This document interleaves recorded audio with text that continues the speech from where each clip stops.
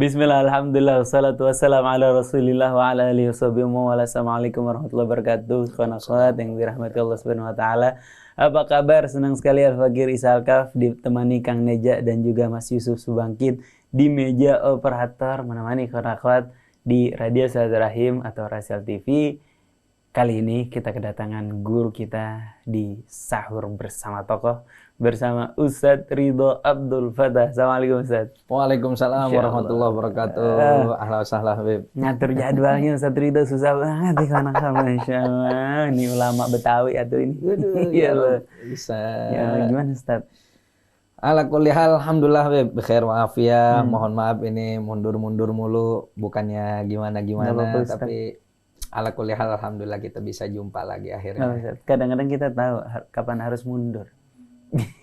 Betul. Nggak kayak beberapa pejabat. Udah banyak kasus nggak mau mundur-mundur. Aduh. Bisa. Ya, nyambung aja ke situ. Ustadz, gimana Ustadz? Kemarin kita kedatangan Dr. Levi, Ustadz. Oh, ajib. Dr. Levi sini. Cerita tentang pentingnya ilmu hadis. Juga pengalaman beliau belajar ilmu hadis di Malaysia ya. Juga di Universitas Islam Negeri, kalau nggak salah. Dr. Levi, Masya Allah. Jarang ada orang punya ilmu hadis sekarang ya, Ustadz ya? Ya, sekarang termasuk yang jadi satu ilmu yang sebetulnya udah mulai jadi ilmu primadona nih, ilmu mustalahil hadits. Kan sekarang banyak beberapa pesantren yang fokus di ilmu hadis. Salah satunya di Ciputat itu ada muasisnya Allah yarhamuh rahmatal abrar, almarhum Kiai Haji Ali Mustafa Yaqub. Itu punya pesantren Darussunnah namanya. Di pesantren Malang luhur itu? Ilmu hadis. Di Malang. Kalau di Malang kan Al-Imamain ya. Al-Sadatin Abil Faqih itu kan di Malang. Nah, kalau ini dia berbasis pesantren luhur Ma'had Ali. Jadi secara formal dia mendapatkan gelar juga. Gitu, gelarnya LC juga. Karena kesalahpahaman terhadap hadis ini juga yang menyebabkan ibaratnya banyak kelompok-kelompok di dalam Islam juga ya, Ustaz ya. Sangat berpengaruh karena bagaimanapun hadis itu kan al-masdar ats-tsani, referensi kedua bagi umat Islam setelah Al-Qur'an. Sehingga keterampilan seseorang terhadap ilmu tersebut menjadi sangat penting, dan beda perspektif terhadap ilmu hadis bisa menghasilkan berbeda pula produksi hukum yang dihasilkan. Tapi kalau Ustadz bidangnya apa yang Ustadz kuasai banget dari berbagai macam ilmu syariat ini? Bidangannya jajar genjang. Bidangannya yang anak kuasai nempelin Habib Isa. Iya. Kebalik kan yang nempelin Ustadz. Nah, kalau nanya Bapak, Ustadz Ridho, begini gimana? Kalau Ustadz fikih ya, lama di fikih ya? Sebetulnya dulu anak pas lagi kuliah di Universitas Zaitunah, Tunisia, itu ngambil fakultasnya Usuluddin. Oh, Usuluddin. Usuluddin itu kita ada 3 jurusan utama. Tafsir wa ulumi, atau hadis wa ulumi, Al-Quran wa ulumi, hadis wa ulumi. Yang ketiga Usuluddin, teologi. Nah, kalau di Zaitunah dulu itu untuk strata 1, S1 itu di kampus Hadorohnya kan ada 2, ada kampus Usuluddin, ada kampus Hadoroh. Kebetulan Al-Fakir di kampus Hadoroh. Itu untuk fakultas Usuluddin belum dikerucutkan lagi jurusannya. Kan kalau kita di universitas-universitas di Indonesia, ya kan biasanya kalau fakultas Usuluddin ntar ada, saya masuk fakultas Usuluddin, ntar ada jurusan tafsir hadis, ada jurusan teologi, ya kan, ilmu kalam, ada jurusan filsafat. Nah, kalau di sana belum. Jadi memang diintenskan di 3 ilmu ini, ilmu Al-Quran, ilmu hadis, dan juga teologi. Itu dulu. Tapi anak nggak ngelanjut, atau mudah-mudahan sih lebih tepatnya belum ngelanjut lah. Baru selesai semester 1 kita langsung tertarik untuk melanjutkan studi di Tarim di Darul Mustafa. Haji, Masya Allah. Gitu. Tapi itu sampai selesai strata satunya? Strata 1 selesai. Berarti Iya. S1 juga ya, Ustaz ya? S1 udah selesai di sana jurusan Usuluddin. Haji, Masya Allah. Nah, Ustadz itu belajar agama dari kecil emang mau pesantren apa gimana?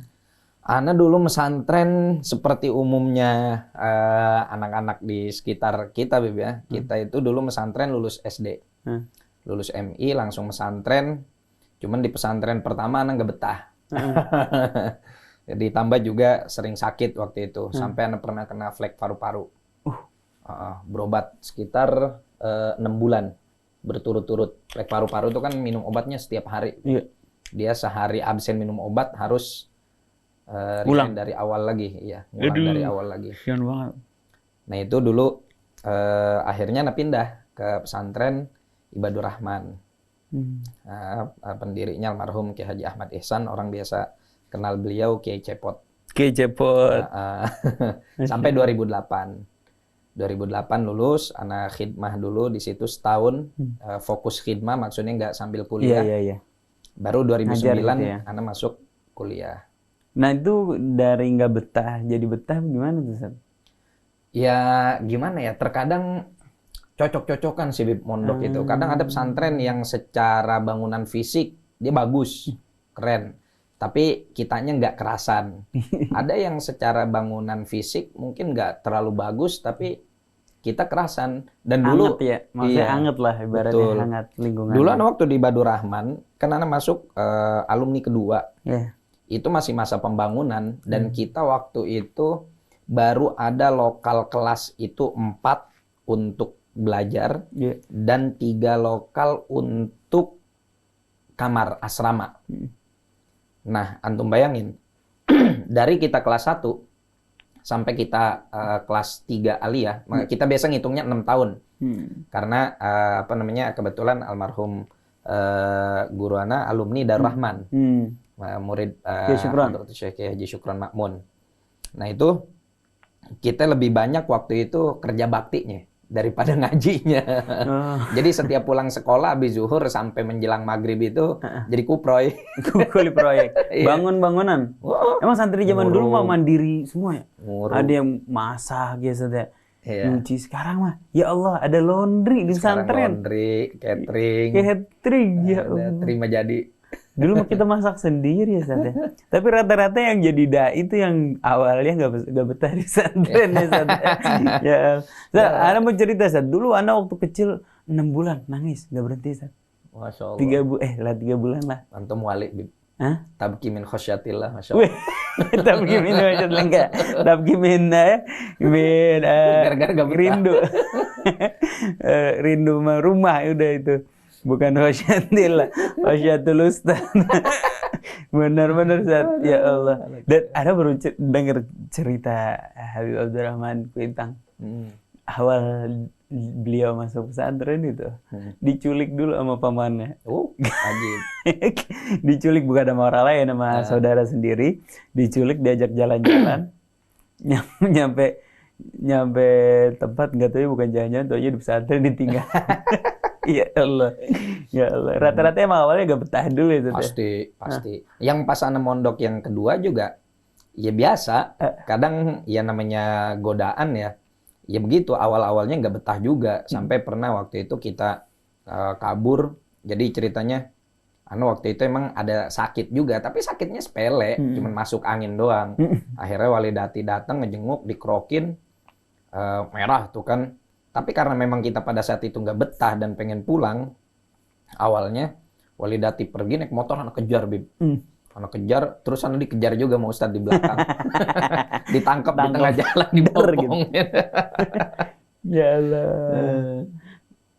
Faktornya mungkin manjanya anak pesantren sekarang mungkin karena pemberitaan kali ya, Ustadz ya.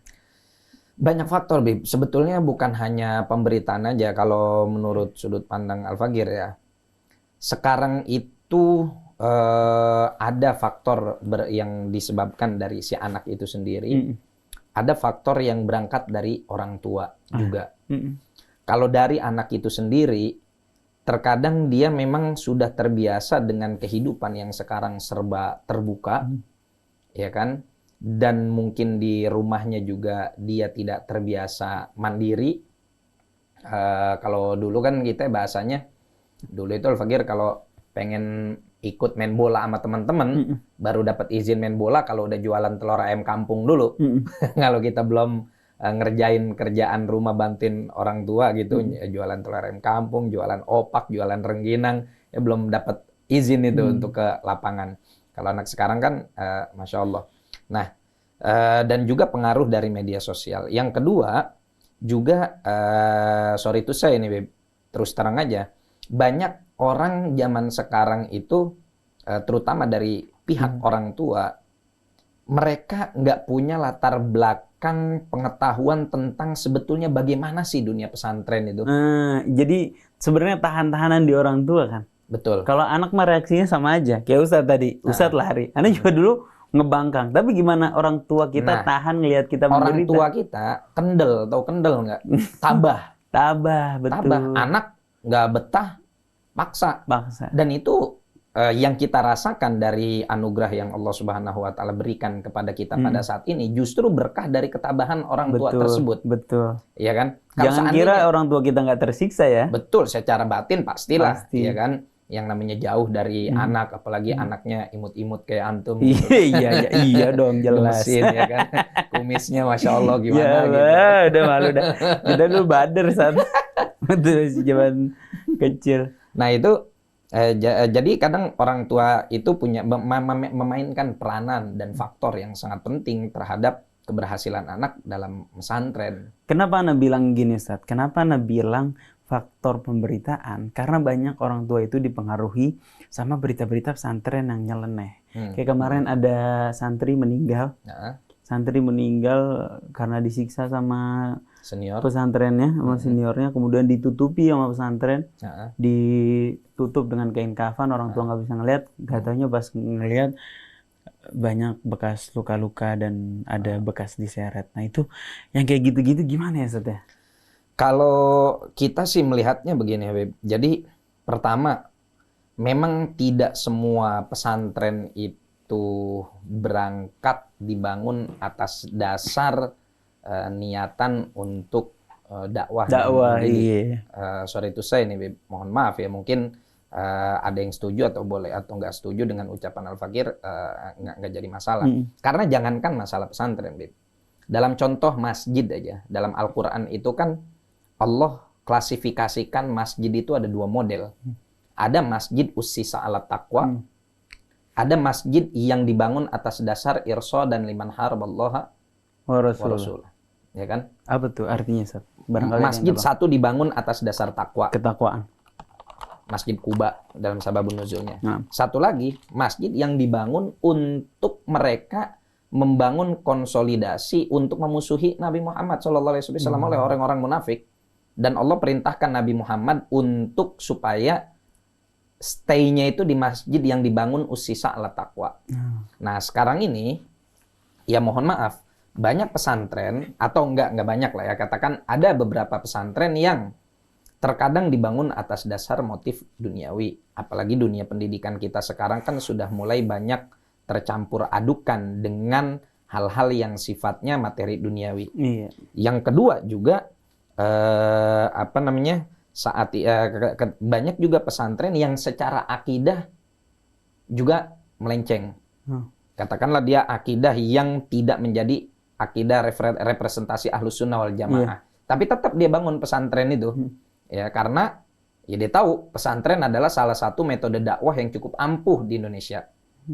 Ditambah lagi memang ada beberapa juga pesantren yang baru dan kita katakan mungkin mereka tidak cukup punya pengalaman yang mumpuni dalam membina pesantren tersebut, sehingga muncul berbagai macam ketakutan kalau seandainya terekspos atau apa, sehingga hal-hal seperti itu terjadi. Nah,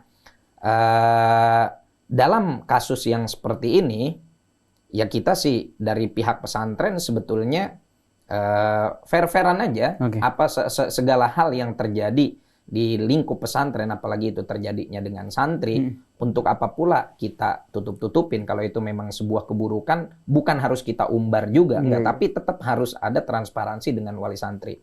Itu yang pertama. Yang kedua, kita juga jangan kemudian sebagai orang yang menikmati berselancar di dunia maya, jangan hanya kemudian karena nilai setitik rusak susu sebelanga. Iya betul. Ya kan? Kita kemudian menghukumi semuanya hanya karena satu permasalahan. Kasus. Masih banyak pesantren-pesantren yang keren, bahkan di daerah yang kemarin itu kasus itu terjadi itu sendiri, di situ kan banyak pesantren-pesantren besar. Iya, Itu yang kan kejadian di bagus-bagus. Kediri, ya kan? Di Kediri ada Lirboyo, ada Peloso, dan ada pesantren-pesantren lain yang mereka sudah berdiri puluhan bahkan ratusan tahun yang dalam pengelolaannya menghasilkan ulama-ulama yang luar biasa. Betul, betul, betul.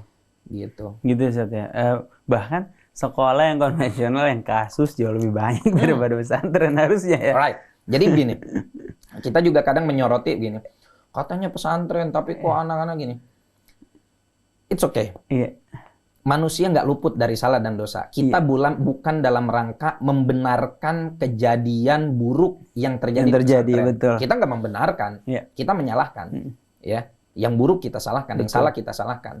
Tapi kalau kita membandingkan, berapa sih persentase santri meninggal di pesantren karena kasus dengan teman-temannya dibanding dengan siswa-siswa yang meninggal di sekolah tawuran. Iya, tawuran, balapan liar, narkoba. Iya. Pacaran. Artinya secara keseluruhan pesantren masih menjadi tempat yang lebih safety, lebih aman ya daripada mohon maaf mungkin sekolah yang pulang pergi. Ya di sini kita tinggal bijak aja lah.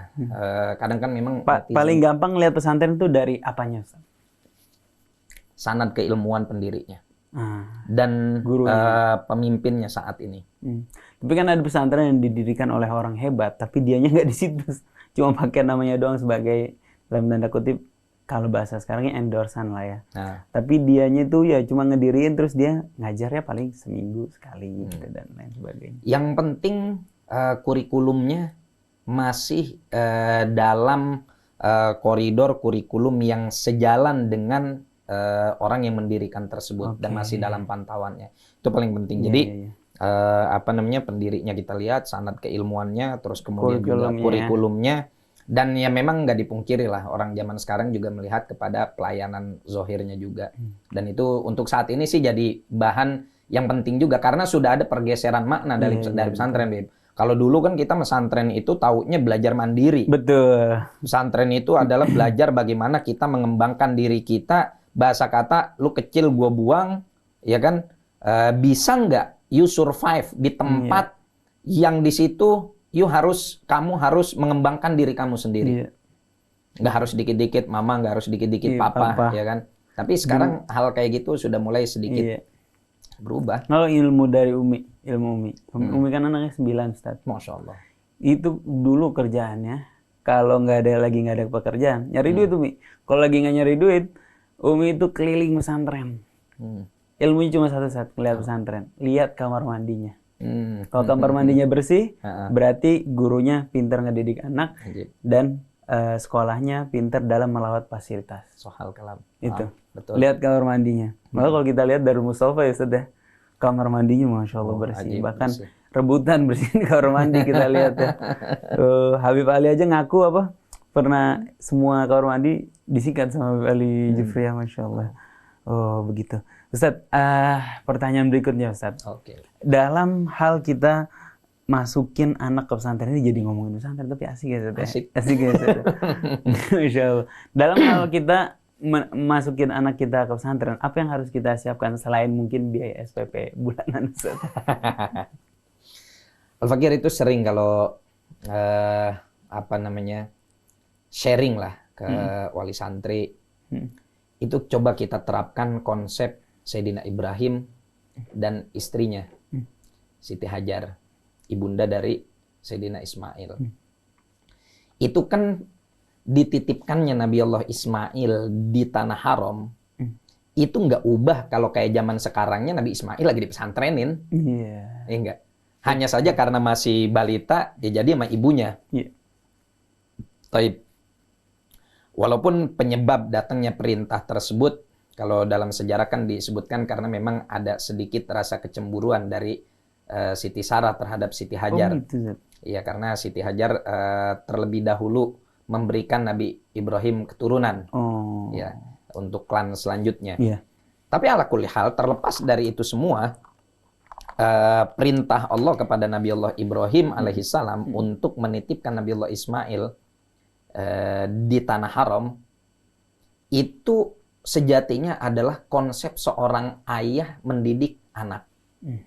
Maka kalau kita perhatikan kisahnya, yang pertama adalah bahwa naruh anak di pesantren, yang tadi Ana bilang, persiapannya apa? Kita harus tahu apakah pesantren ini memiliki ketersambungan sanad kepada Nabi Shallallahu Alaihi Wasallam, ilman, wa da'watan, wa sulukan.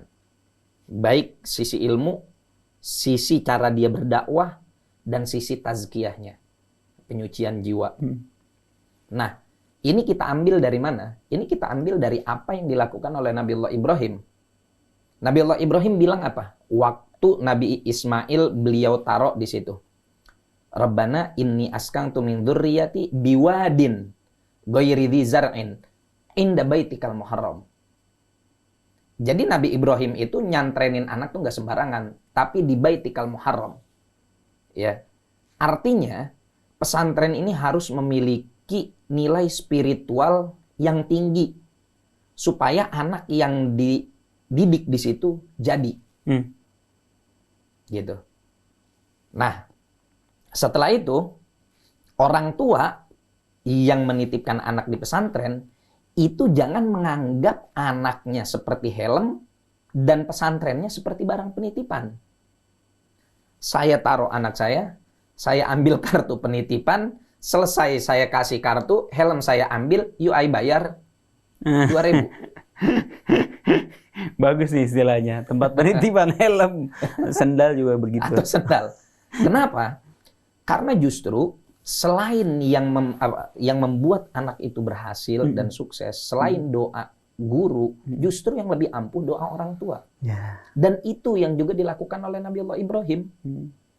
Apakah karena Allah memerintahkan Nabi Allah Ibrahim alaihissalam untuk menitipkan Nabi Ismail di Makkah, terus kemudian Nabi Ibrahim lepas tangan, balik ke Palestina?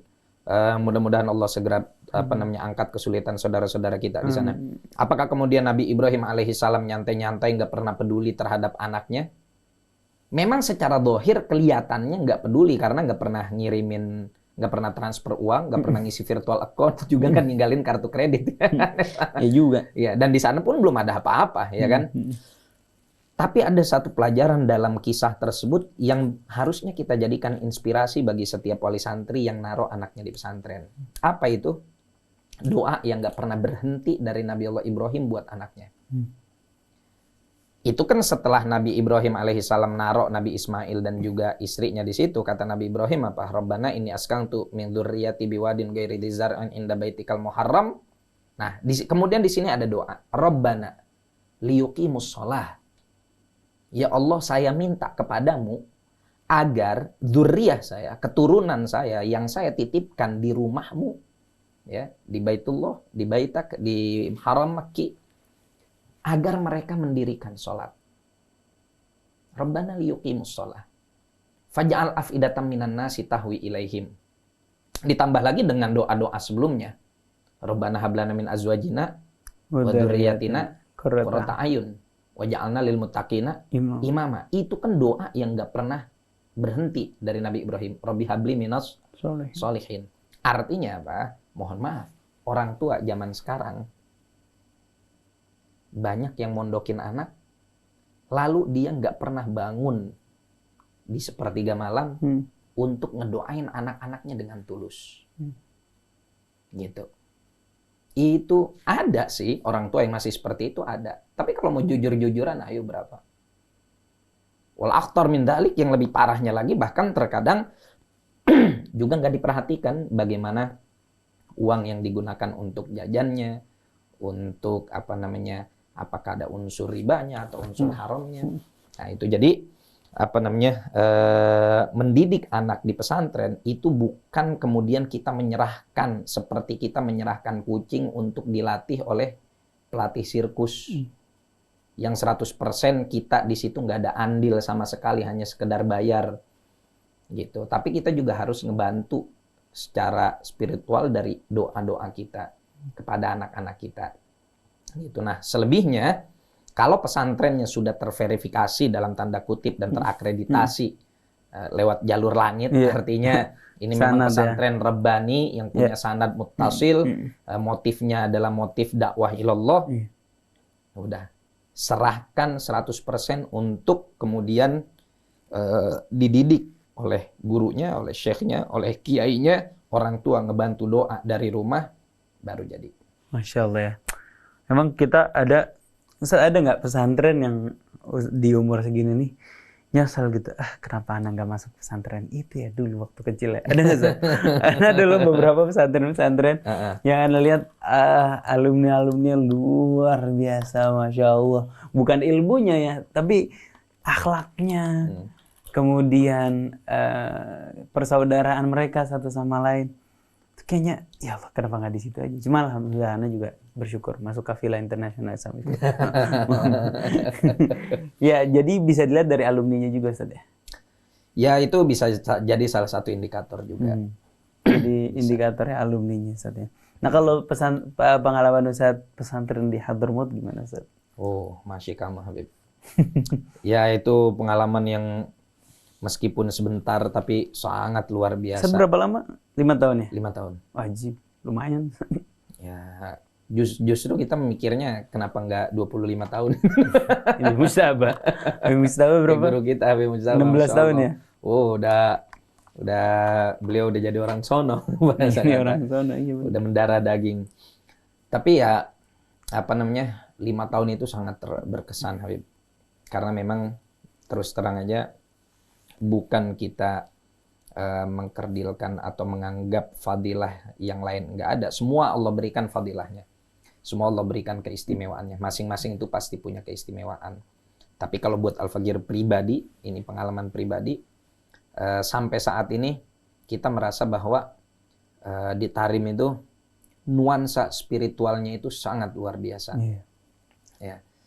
Baik dalam segi muqarrar ilmu, kitab-kitab yang ditentukan yang kita baca, kemudian juga tazkiyahnya yang bukan hanya sekedar ilmu teori saja, tapi kita lihat langsung dari guru-guru kita, kemudian juga ta'aluf bainal ikhwannya, saling sayang, saling rangkul, wa takhadum bainahum, saling khidmah di antara mereka, bagaimana teman-teman yang baru pulang ngaji, dia taruh kitabnya di jendela, terus buka baju kokonya, pakai kaos singlet doang, terus nyiapin makanan buat teman-temannya, ya kan, goreng, apalagi bulan puasa kayak gini nih, bulan puasa kayak gini. Apa yang bulat-bulat namanya, Ustaz? Bagia. Gorengan. Kalau nggak bakhumri. Gorengan khas buat kita buka puasa, itu kan. Itu kayak bakwan rasanya, Ustaz ya, bagia tuh. Tapi dikasih jinten gitu ya? Enggak, dia kacang tanah. Oh, kacang tanah. Kacang tanah. Cuman cocolannya itu sambelnya itu kita cuko Palembang. Iya, cuko Palembang. Oh iya Allah iya. Antum tapi nggak pernah doyan tuh. Itu kan kita kadang kayak gitu tuh, Masya Allah, dari jam 2 siang tuh udah ngupasin bawang, udah geprekin, udah ngadonin. Ntar pas Rawhah, Sayyidil Habib lagi di musola, kita di samping penggorengan, ya kan, untuk menyiapkan iftar buat muslimin tanpa terkecuali. Iya, semuanya siapa yang masuk disediakan. Masya Allah. Terus ntar habis maghrib saat yang lain sholat tasbih, kita nunda sholat tasbih kita dengan bersihin sufroh tuh tatakannya, tatakan yang kotor kita, kadang main prosotan gitu kan. Itu indah luar biasa, dan itu betul-betul mengajarkan kepada kita bahwa beginilah seharusnya kaum muslimin, ya kan, saling berkhidmat, saling melayani tanpa harus berpikir di zaman itu, Bib, pada saat itu yang ikut khidmah kadang ada anak kiai besar, artinya Gus yang sangat dihormati, kemudian juga banyak yang khidmah juga habaib kita, maksudnya nggak mentang-mentang leluhur mereka asli situ, kemudian nggak mau berkhidmah, mereka juga ikut khidmah, ikut bikin adonan dan lain-lain sebagainya. Jadi memang sangat berkesan. Nggak ada yang gengsi di sana. Malah rebutan ya hikmah ya. Rebutan tuh hikmah itu jadi pembantu. Nih bahasa Indonesianya, hikmah itu jadi pembantu. Artinya Volunteer. Volunteer jadi relawan.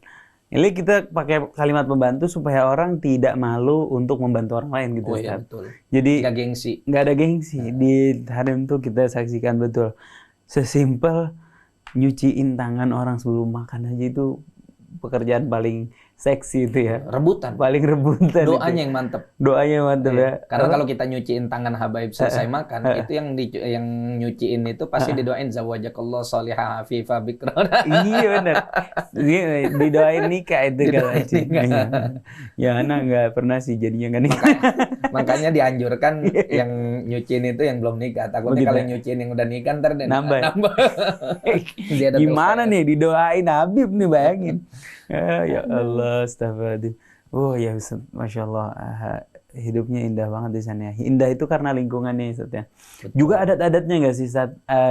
Di saat masih sama mahasiswa seumuran mereka itu, kalau ada waktu luang nongkrong di warung kopi, nongkrong di mana nggak tahu tempat, nongkrong sampai malam, mabar, main Mobile Legend. Mahasiswa Darul Mustafa kalau nongkrong buka kitab, kelilingin kitab. Itu dulu kita punya halakoh makan. Sebetulnya bukan karena kita mengeksklusifkan diri sih, enggak. Tapi karena kita punya inisiatif gini, kita makan bareng-bareng sama mereka, dan kita punya kitab itu musalsalnya serial yang ditulis oleh Syekhul Masyaikhina almarhum Habib Abu Bakar Adani bin Ali Masyhur rahmatullah alaih. Itu kan ada silsilah A'lam Hadramaut. Beliau punya serial tokoh-tokoh Hadramaut. Nah, itu Al-Fagir sama serial itu syair tapi ya? Enggak, Bib. Itu dia biografi. Biografinya Imam Muhajir. Dijadiin serial gitu, serial kitab-kitab tipis. Bukan biasanya syair 2 halaman. Yang syair-syair ada, beliau punya syair-syair tersendiri, tapi kalau ini yang serial biografi ringkas. Ajib. Nah, itu ada kita punya sahabat Ustadz Solihin Salam, terus Habib Nizar bin Syihab, Habib Nizar masih di sana sekarang. Terus juga ada di Kalimantan itu ada Ustadz Nasrullah, ada siapa Banjari. Yang siapa nih? Banyak banget orang Banjar. Iya sih bener juga. Ya, Ustadz Saman Banjari, terus kadang Ustadz Ilham. Itu kalau kita lagi makan satu halakoh, itu kita gantian baca kitab itu. Jadi yang lempengan baca, dia baca dulu misalkan setengah halaman atau 2 paragraf, yang lain makan sambil dengerin. Nanti lanjut ke samping yang sebelah kanan. Ini makan besar Ustaz? Iya, makan nasi? Makan siang. Oh, Aji. Jadi sambil makan siang, sambil kita baca kitab. Nah, itu terinspirasi dari kisahnya Habib Abdullah bin Husain bin Thohir, Sohib Sulamut Taufik, sama aku, sama kakaknya beliau, Habib Thohir bin Husain bin Thohir. Itu kan dalam manaqib mereka kan disebutkan kalau lagi jam makan itu ganti-gantian. Habib Thohir baca, Habib Husain makan sambil dengerin. Ntar dapat beberapa paragraf gantian. Habib Abdullah bin Husain bin Thohir baca, Habib Thohir ngedengerin sambil makan. Nah, itu kita terinspirasi dari situ. Itu kalau nggak salah sudah menghatamkan 2 kitab. 2 serial tuh ya. Dalam makan siang itu Ustaz? Di dalam makan siang itu. Ajib ya. Bukan nonton YouTube. Bukan nonton YouTube, bukan nonton Netflix. Jadi seru tuh anak zaman sekarang sambil nonton podcast. Kan sekarang Bib jangankan sama temennya, kadang di rumah aja makan sahur hidup masing-masing dengan gadgetnya. Iya bener. Satu lagi makan sambil ngeliatin gini. Dulu mendingan masih disatukan televisi ya. Masih bisa ngobrol-ngobrol. Tapi sekarang udah masing-masing ya. Allah sedih banget. Apa namanya? Setan gepeng. Setan gepeng, bahasa siapa sih itu? Setan gepeng bener Ustaz. Ya Allah, ya Allah, ya Rob, ya Rob. Dan itu masa-masa yang kita rindukan, Beb. Kayak gitu tuh. Anda juga kangen. Anda guru Anda tuh, Habib Nizar Syahab. Dulu kita belajar ini Ustaz sama Habib Nizar. Belajar kitab Fikih Sirah. Oh, Syabuti. Habib Nizar. Ya Allah, ya Rob. Latif, wa khair, baik banget tuh. Itu waktu makan siang, habis Isya itu waktu majlas. Majlas malam-malam begitu juga. Ada yang tugasnya bikinin teh. Itu kalau baca Tathbitul Fuad kalau nggak salah tuh ya, sama rombongannya Said Muhammad Thani. Mat Sani. Muhammad Sani Mat Malang. Segap Solong. Mat Segap Solong. Iya, iya. Ya. Itu satu dufan juga sama kita, satu angkatan sama Said Haddaroen. Siapa? Said Ali Haddar, Said Abdullah Haddar. Iya benar. Bondowoso. Bondowoso. Itu juga sama. Mereka juga punya halakoh juga tuh. Mereka Abdullah juga Haddar punya satu zaman Ustaz ya? satu angkatan.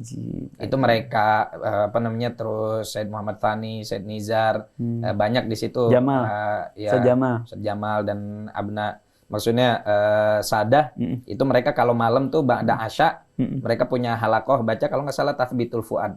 Kalau nggak salah ya, itu sambil nyahi nyantai, baru di situ murojaah buat besok. Iya. Nah itu yang halakoh kayak gitu banyak tuh, Bib. Maksudnya kita senengnya yang laitas syabab yang udu yauma. Seandainya masa muda bisa balik lagi, masa lalu bisa balik lagi, kayaknya pengen balik ke masa-masa itu gitu. Masa-masa itu ya. Belum dirongrong sama itu. Belum dirongrong sama yang lain-lain. Iya, kalau kata Imam Syafi'i, ma hafidtul mas'alah mungdukul liftu bil baslah. Artinya Saya sulit untuk memikirkan satu masalah fikih sejak saya punya tanggung jawab beli bawang. Tanggung jawab beli bawang. Kalau sekarang beli garam. Beli garam, buruan. Harus cepat kalau beli garam. Kenapa ya? Banyak, Bib. Bukan itu ya, sekarang sama beli itu online. Online. Beli online itu. Terima paket. Banyak sekarang ya. Allah, alhamdulillah. Ala kulli hal saat ngobrolin pesantren ini gak keras udah setengah jam lewat. Ikhwan akhwat, jangan kemana-mana, kami akan kembali sesaat lagi.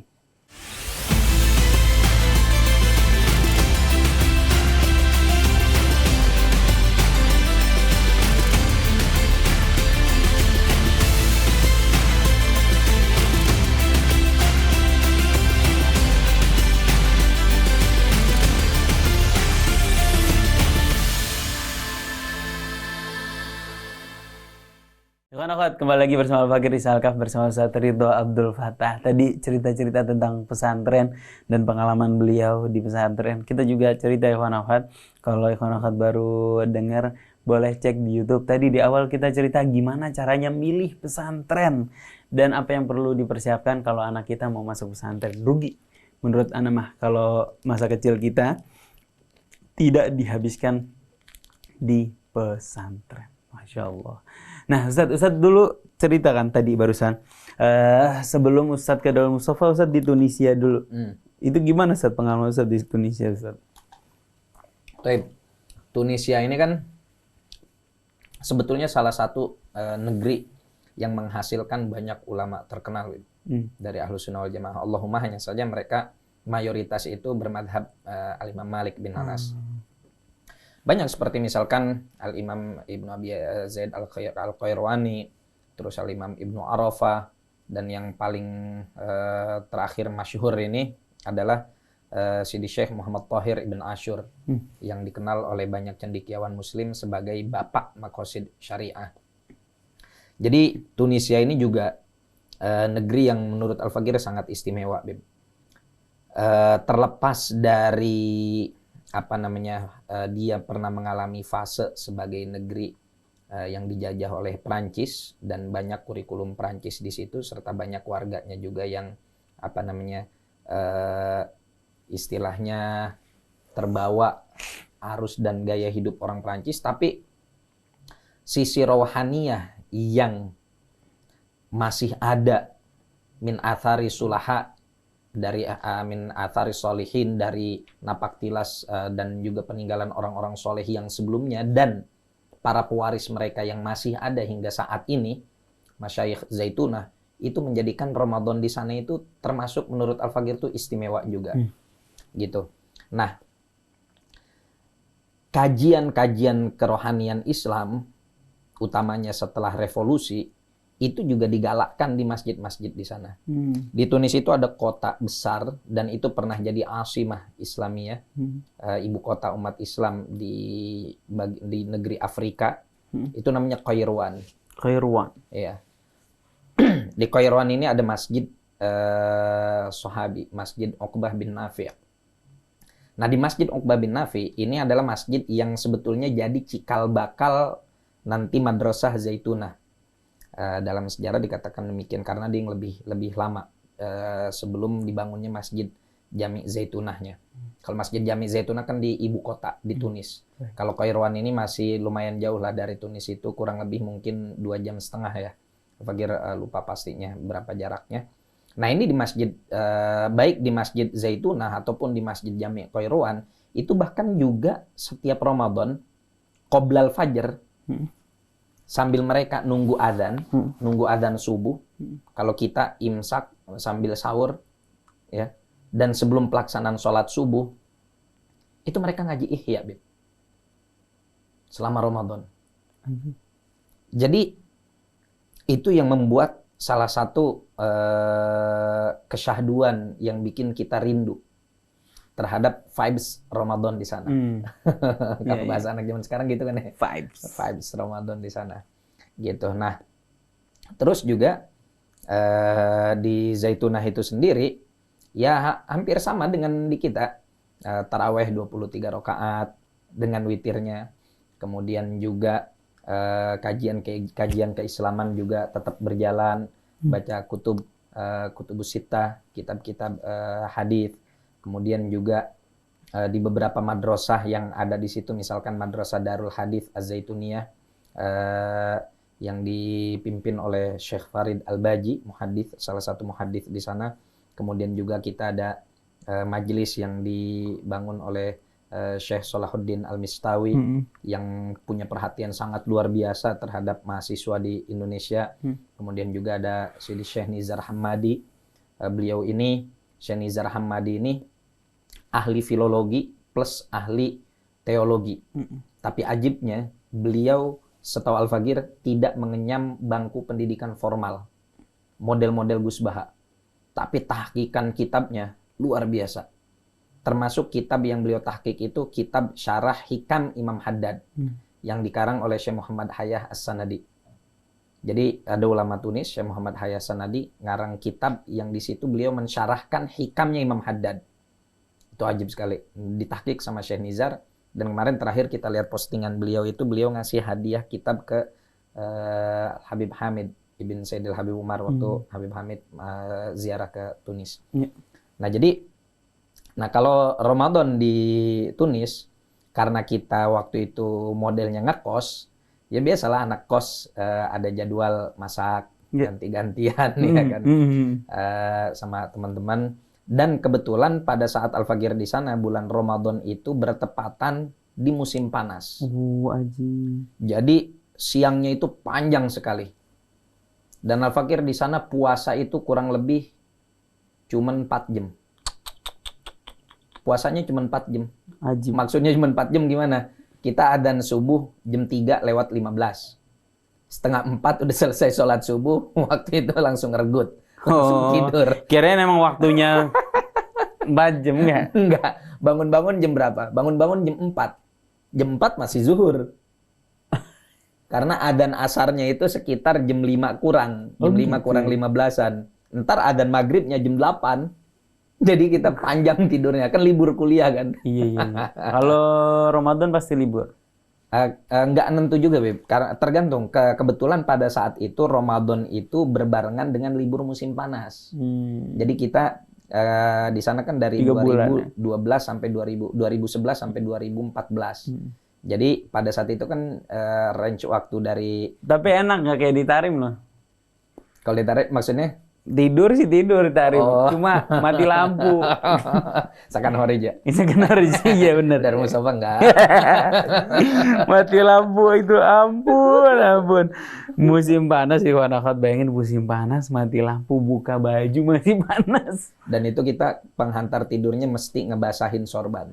Iya. Untuk kita jadiin kredong. Iya. Jadi kalau di mana-mana kredong itu, selimut itu untuk menghindari dingin. Ini justru selimut digunakan untuk mencari dingin. Biar dingin, biar ada kayak apa namanya air nguap itu dinginnya datang ke kita. Ya Allah, Ustaz ya. Tapi kalau di Tunis itu malamnya hidup nggak, Ustaz? Oh, malam hidup. Malam hidup juga. Karena memang musim panas, Bebe. Jadi musim panas itu kan siangnya pendek. Jadi kita mau tidur tuh nanggung. Karena kita mulai sholat taraweh itu di Jami' Zaitunah itu sekitar 11:30. Terus jam 11 atau setengah 12 baru kelar taraweh. Dan jaraknya lumayan jauh dari masjid ke rumah kita. Itu biasanya kita nyampe di rumah nggak kenal lama, kita udah, karena jam 3.15 udah adzan subuh, ya kita nyampe rumah udah langsung masak persiapan buat sahur buat kita sama teman-teman. Gitu. Jadi malam juga di masjid untuk i'tikafnya hidup, dan mereka juga witir berjamaahnya juga di akhirul lail juga di masjid-masjid keramat itu dihidupkan juga. Jadi memang apa ya, negeri Ahlus Sunnah wal Jamaah ini jangan kemudian kita anggap Ramadan itu biasa-biasa aja. Justru bukan hanya di Indonesia, bahkan di negeri-negeri yang seperti di Tunis ataupun di Mesir dan lain-lain, memang Ramadan itu ada vibes-nya tersendiri. Iya. Ada apa ya? Ada ruhnya tersendiri. Ada spiritnya. Kalau bahasa Inggrisnya ada spirit tersendiri. Betul. Jadi kita juga memang ya asik lah. Iya. Luar biasa. Allah. Ustaz, mudah-mudahan bisa balik lagi ya ke Tarim atau ke Tunis insyaallah. Bentar-bentar ziarah insyaallah Ustaz, ya Allah. Terima kasih nih malam-malam datang ke sini. Bagi-bagi buat ikhwan akhwat, bagi-bagi ilmu, mudah-mudahan sehat selalu. Ilmu yang mana, Beb? Semuanya ilmu, Ustaz, ngomong semuanya dari awal sampai akhir ilmu. Jadi ikhwan akhwat lebih kenal sama Ustaz Ridha Abdul Fattah. Kalau dengerin Ustaz Ridha Abdul Fattah ini endorse bukan, Beb? Enggak, bukan. Itu kopi. Yang endorse makan buah pohon.